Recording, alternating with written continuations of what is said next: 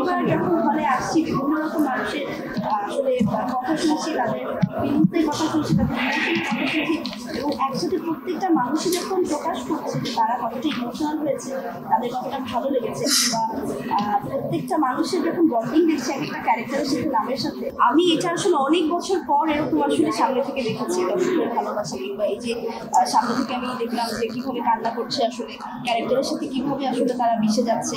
এই জিনিসটা না আমি অনেকদিন পর দেখলাম, সো এটা আমার কাছে একটা নস্টালজিয়া ফিলও দিচ্ছে। আবার অনেক বেশি ভালোও লাগছে যে আসলে এরকম একটা ছবিতে আমি কাজ করেছি যে ছবিটা মানুষের এতটাই ক্লোজ। আমার মনে হয় এই ভালোবাসাটা এই পর্যন্ত এতখানি আছে দেখে আসলে কাজটা করার আরও সাহস পাই। সো এটা আমি অডিয়েন্সের কাছে অনেক গ্রেটফুল, অনেক কৃতজ্ঞ যে তারা এই ভালোবাসাটা ধরে রেখেছে। আমার 1%ও কমে, যার জন্য প্রতিনিয়ত ভালো কাজ দেওয়ারও একটা আসলে মাথায় তারা থাকে।